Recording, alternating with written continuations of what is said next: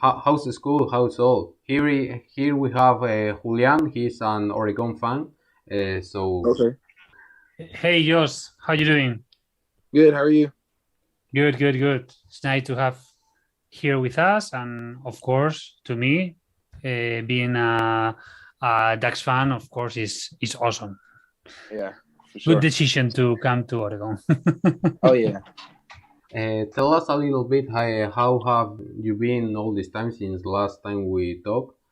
How has been high school? How was the All-American Bowl? How was your commitment decision? Yeah. The All-American Bowl was a once in a lifetime type of opportunity, and I could say it's probably like one of the most like enjoyable times I've had playing football. I must say it was a super fun week. Um, got to play against a lot of the best players in the country. Got great competition. The game was really fun, and I mean, that was my first time being in San Antonio, Texas. So it was a pretty cool experience itself too. And then going on to my commitment, commitment day was pretty crazy. It was a wild day for myself. Because I honestly didn't really know like where I was really gonna go until like that day or like the day before.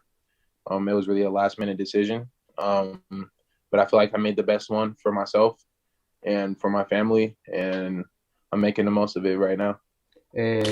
Time before the commitment, and there was like USC or Oregon. What Yeah. was the breaking point that made you? I'm going to Oregon. Just Oregon is what Yeah. I. It is my decision, and I'm going there. I mean, there was a lot of points in time where I was in LA, and I mean, LA is a great city, a great town.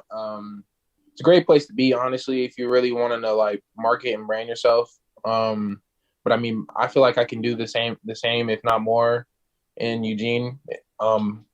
But I mean, LA is kind of just too fast for me personally.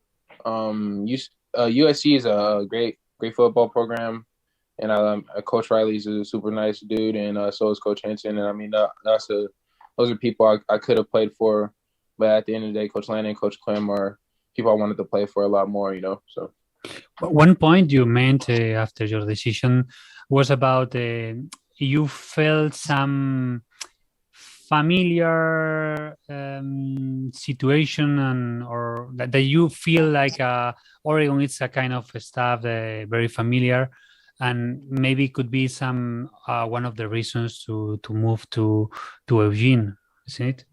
yeah. And I have a question. It's a mostly a doubt more than a question, because years ago when Kevin Theodore came to Oregon, and decision is one of the best, of course, 2010, 2020, I don't remember how many offers he had, and he decided to go to Oregon to train every week with Peninsuel.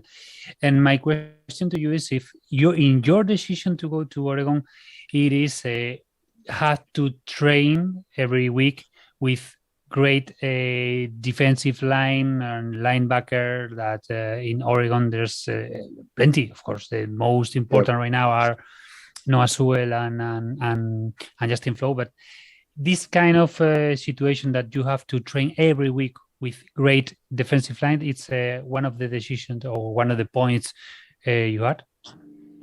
Yeah, I'm gonna say there's a lot of good dudes down there right now. I'm definitely getting a lot of good competition, a lot of good work for my first like month in college football. There's a few DNs that really give me a lot of work, and that make me better every day. So Let's put our cards on the table. Were your teammate in the defensive line? Were your teammate that you would like to smash right now on a training camp? Hey, this guy is a great guy, but I would like to smash him on a drill. I mean, there's a lot. I mean, there's basically everybody I go against is pretty good themselves. But I mean, I'll say like some of our like best dudes, probably like Riley Swenson, and DJ Johnson. Those are probably some of our top dudes. Those are they're all pretty chill people. At the same time, they make me a lot better when I go against them. Because those are people that are eventually going to become first round draft picks, in my opinion. And for example, and there is like lately there have been like a lot of coaching changes all around the NCAA. Have all these changes modified your decision or made you think more if I'm going one place or another? For example, the movement from Lincoln Riley from Oklahoma to USC, or the move from Oregon to Miami of Mario Cristobal. Those movements made you change your decision at one point in your commitment process? Yeah. Those like changes definitely made me push my commitment back months, just because there's times in those there's points of time like during those changes, like you got to let like coaches like settle in first. Just like if you were a player and you were transferring to a school, like coaches will give you time to settle in before they just try and throw you in the fire, you know? So I had to kind of let like those changes like happen. And then that's when I went out and finally took my visits after all the changes were basically done. And now, where are you? Are you in Eugene, in Oregon, or are you still in Seattle? No, I've been in Oregon for the past month. They gave us a week off before fall camp, so I'm up in Seattle right now. Do you have a roommate, or is your room? Yeah. I have 3 roommates. Dave Yulee, Kavika Rogers, and Marcus Sanders. And for example, they have told you how is going to be in your first day of training camp. What do you think is gonna be the biggest difference between high school trainings and college trainings? Probably the amount of time that we have to get stuff done. Because usually in high school you have like 2 to 3 hours, but you get like 8 hours a week, with your coaches and stuff. So like we only get like hour lifts, and like we only like run for like an hour in the morning, and then our lifts are only like an hour in the afternoon. So I mean, it's really just the amount of time that we're able to spend, but the speed of the workouts, like how fast we get things done, and I mean how quickly we get through our workouts, and not like rushing it, but there is a lot of attention to detail as we go through all of our lifts and stuff. So We have seen videos of the Oregon facilities that are like awesome. It's like all latest technology. It's all huge. yeah. How is to see that in first person? How was your experience the first time you went into the Oregon facilities? The first time I went, I had been to the facilities when I was still like young. I was like I want to say like 15. That's when I wasn't even like recruited by Cristobal yet or anything. I kind of just went down there on a visit with my coach because he was trying to get some of the older guys off more, and we went down there. But I mean, seeing it then was like crazy, because like, you know, everything's so much bigger. But now seeing it every day, it's kind of normal. There's some stuff in there, like the place is so big, like there's a lot of stuff that you don't even like use because there's so much stuff. And last time we talked, you didn't know exactly what you were going to study. What are you going to study? Tell us a little bit about your decision about your school stuff. Yeah, I think I'm a study business. Business is kind of what I've been into. Yeah, and there's certain stuff I want to get like minors in, but my major is probably gonna be something in business for sure. And talking about again go back to football. I don't know what your kind of play, your kind of game in high school, but it probably that now in Oregon with Kenny Dilligan and Junior Adams, you are going to play really fly. It's going to be close to an A rate. Yeah. Are you comfortable with this kind of? You have to protect, of course, your quarterback. Are you comfortable with this kind of play, with this kind of gain, with so close to an I rate? Yeah. I mean, just off their backgrounds, you would think it would be mostly an air raid offense. But I mean it's pretty well balanced, and I mean we have the personnel to do anything. Honestly, in my opinion, we can run the ball down the throw you, or we can air it out on you. It doesn't really matter. But I mean, yeah, I'm comfortable. I'm comfortable with honestly anything. Whatever is needed from me is what I would do. So. And there is like lately, and there have been two options at the starting quarterback for Oregon, T.Y. Thompson and Bo Nix. Have you protected both in practice? Yeah. I protect. I'm gonna say I protect for all my quarterbacks. I'm gonna say no matter who's in. I mean, I've protected for literally everybody. So. And there is much of a difference between protecting one or the other. The style of play affects your way of protecting them. Well, I mean, just as an offensive lineman in general, you have to give your quarterback at least 4 to 5 seconds, 6 or 7 max, but the ball will be out by then. So I mean, basically, it's really just giving them the amount of time that they deserve. And lately, also, there have been news about Oregon moving out of the Pac-12. What do you think about that? Tell us your opinion. Yeah, I mean, that change has been pretty crazy to me. Just because like how long the Pac-10, Pac-12 has been around. And I basically grew up watching the Pac-12. To see SC and UCLA leave, and then now us and UW trying to find places to go. I mean, in my opinion, it doesn't really matter where we end up or who we play. I'm gonna play my hardest regardless. But I really hope that we end up getting into a bigger conference though.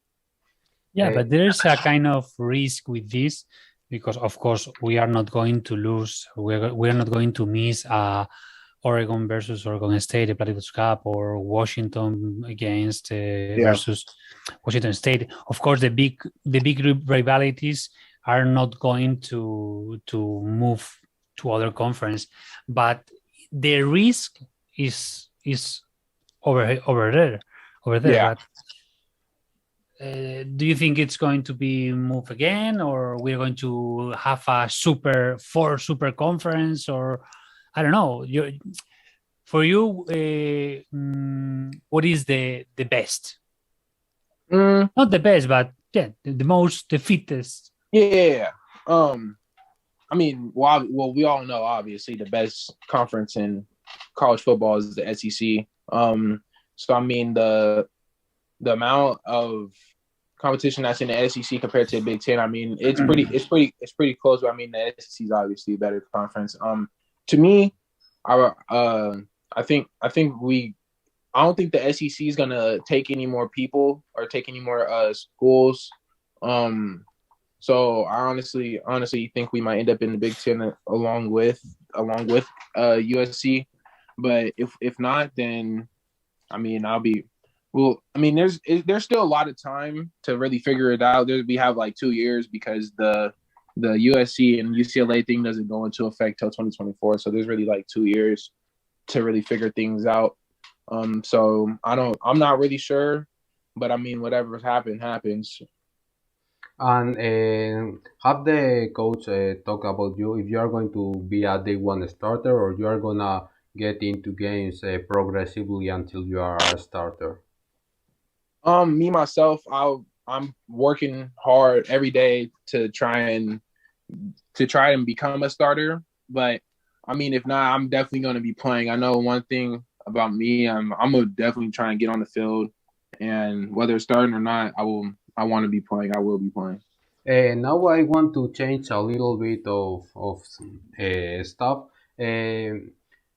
Let's talk a little bit about in the NBA. You are, I will say, a friend or you know Paulo Vancaro. Yeah, The yeah. tell us a little bit about your relationship with him and what we should expect of him in the NBA. Yeah. Paulo, I basically grew up playing against Paulo from Little League football to all the way up to high school basketball. And I mean, honestly, just playing, I've played against him like not recently, but like before like the COVID stuff, like when he was a junior in high school, I was a sophomore. We played a few games against each other in basketball, and I mean, he's just a phenomenal athlete. And I mean, just seeing the amount of growth he's made, making a big decision to go to Duke, made it to the Final Four. I mean, there's some people like from our city, like Nate Robinson, Jamal Crawford, like there's those type of people, even like Brandon Roy, like those type of people that are like great athletes that go on play solid college careers and then like make it to the NBA, do what they can do, and kind of just get out. But Paulo's one of those guys I can really see like end up being some type of a Hall of Famer, number one draft pick. We never had a number one draft pick out of Seattle from what I can remember. And I mean, just seeing the amount of growth in him become a number one draft pick, I mean, it's unbelievable, and I'm extremely proud of him. And he deserves everything that he's worked for.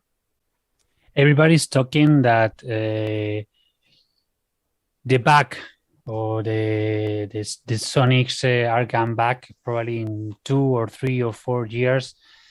Being from Seattle, how do you feel if this happened? Because it's probably a reality that the Sonics are going to back in a couple of years. Yeah. I mean, that's something that the whole city has been praying and waiting for since like 2009 when they left. So it's been a hard like 13 years without having a professional basketball team. But we've definitely been waiting for this. Even if whether it happens or not, we're still going to be fighting for a basketball team in Seattle. I would love them to be back in Seattle. Yeah, man. I'm gonna say everybody up here we still like 5-6 years old when the Sonics were taken away. But I mean, just like knowing the history now, like as I've gotten older, it's definitely something that the city needs. Well, thank you so much to stay with us. I hope, like you, Sonic's back. But yeah. Meanwhile, you have in the city great teams. Now I'm full. Of course, this summer I'm full with the Storm, but maybe it could be another ring. Of course, Aces and Sky are probably the most important in this season, but Storm are 3rd, 4th. So yeah, I'm gonna say they're gonna be better. I think they can go back to the championship this year. It's the last dance of Sue Bird. You need to push everything, everyone. Right. So, just the best of luck in your college career. It's always awesome to talk with you. You are such a great guy. We wish you the best, and I'm going to watch all your games. I appreciate you guys, man, for real. So see you. We keep in contact. So anything you can text me. So bye. Yes, sir.